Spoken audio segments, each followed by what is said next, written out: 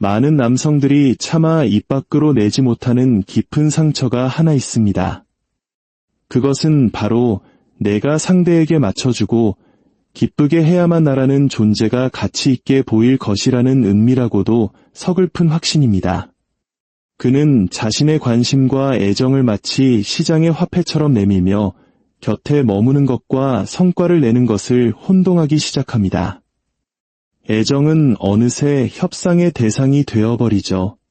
하지만 그 결과는 잔혹하리만큼 예측 가능합니다.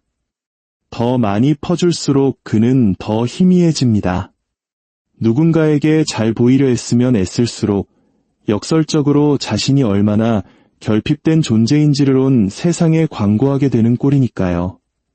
심리학적으로 볼 때 이는 리듬의 오류입니다. 상대를 즉각적으로 정복하려는 조급함은 남자가 가진 고유의 매력을 스스로 파괴합니다. 예측 가능함이라는 것은 욕망을 잠재우는 마취제와 같습니다. 남자가 자신을 과하게 전시하고 상대의 반응에 일희일비하며 자신의 가치를 설득하려 드는 순간 신비로움은 증발합니다. 그리고 그 신비로움과 함께 매력을 지탱하던 팽팽한 긴장감도 사라져버리죠. 여성의 무의식은 이 뻔한 과잉을 읽어내고 마음속 창고에 방치합니다. 값싼 풍요보다는 손에 닿지 않는 희소성이 가치의 상징이 되기 때문입니다. 마키아벨리는 이 비정한 게임을 꾸밈없이 묘사했습니다. 인간은 달래거나 아니면 완전히 짓밟아야 한다고 말이죠. 유혹의 영역에서 어중간한 중립은 없습니다. 상대의 마음을 완전히 점유하거나 아니면 지워지거나 둘 중 하나입니다. 쇼펜하우어는 욕망을 결핍에 의해 움직이는 기계라고 보았습니다. 관심이 너무나 즉각적이고 전폭적일 때 결핍은 사라지고 그와 함께 환상도 깨집니다. 이것은 상대를 미워하거나 적대시하라는 뜻이 아닙니다. 오히려 두 세계 사이에 적절한 공백의 미학을 설계하라는 의미입니다. 구걸하지 않고도 흥미를 유지시키는 정교한 긴장감 말이죠. 우리 한국 사회에는 눈치라는 독특한 문화가 있습니다.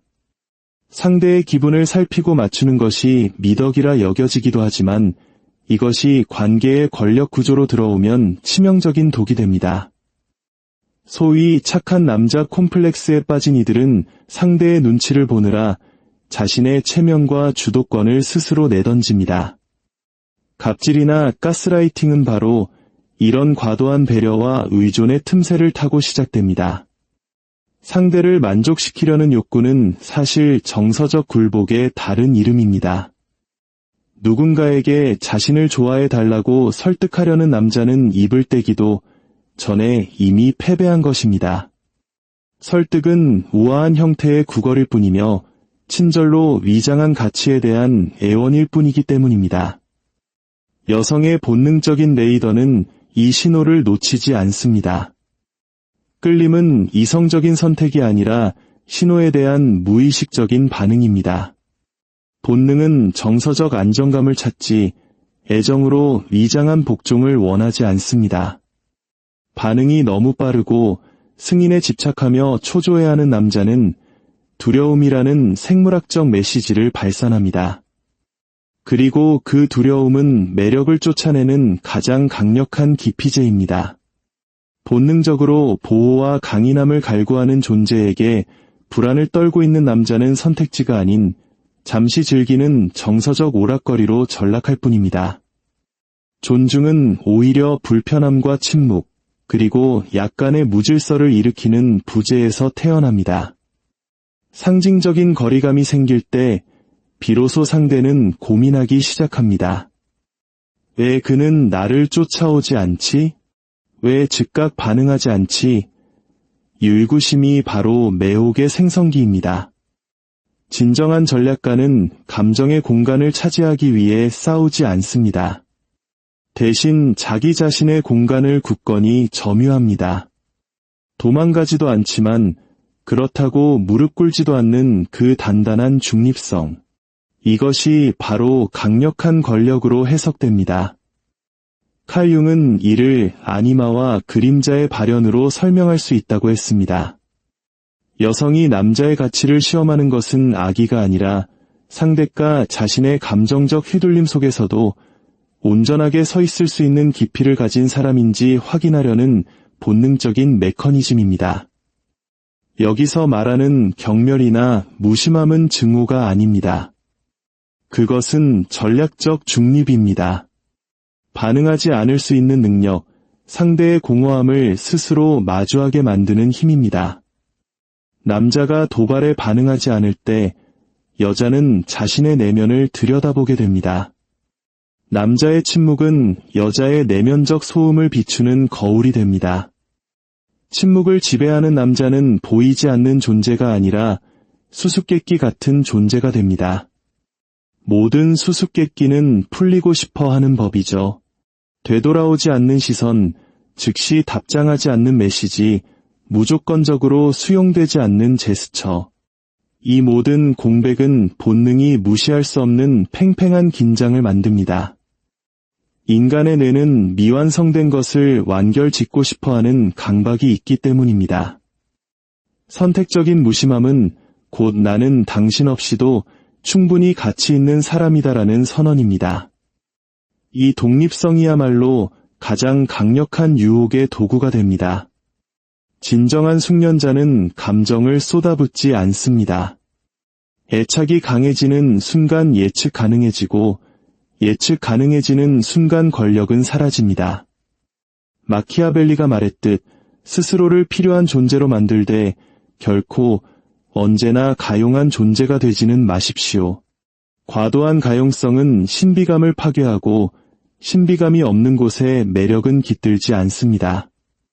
가치는 희소성에서 나옵니다. 언제든 손 닿는 곳에 있는 사람은 더 이상 갈구의 대상이 아닙니다. 이것은 상대를 벌하려는 차가운 행위가 아닙니다. 자기 내면이 온전한 사람만이 보여줄 수 있는 자기 존중의 미학입니다. 도발 속에서도 평온을 유지하는 남자, 구구절절 설명하거나 변명하지 않는 남자는 현대사회에서 매우 희귀한 존재입니다. 그 희귀함이 곧 저항할 수 없는 매력이 됩니다. 결국 비결은 상대를 밀어내는 것이 아니라 타인의 승인을 갈구하는 자신의 본능을 통제하는 데 있습니다. 평범한 남자는 상대의 부재에 반응하지만 탁월한 남자는 부재를 활용합니다. 전자는 선택받기를 기다리지만 후자는 거부할 수 없는 필연이 됩니다. 권력은 사랑받는 자가 아니라 없어서는 안 될 존재 혹은 누구에게도 휘둘리지 않는 자의 손으로 넘어갑니다.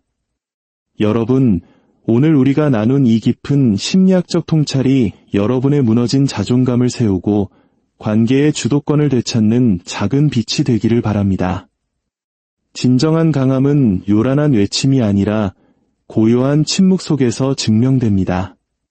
만약 여러분 주변에 정서적 조종이나 가스라이팅으로 고통받는 소중한 사람이 있다면 이 영상을 공유해주세요. 그것은 그들을 보호하고 함께 깨어있는 삶을 살아가기 위한 숭고한 배려가 될 것입니다. 여러분의 마음속에 고요한 평화가 깃들기를, 그리고 어떤 폭풍 속에서도 흔들리지 않는 명석한 지혜가 함께하기를 진심으로 기원합니다. 자신을 먼저 사랑하고 바로 세울 때 세상 또한 여러분을 존중하기 시작할 것입니다. 평온한 밤 되십시오.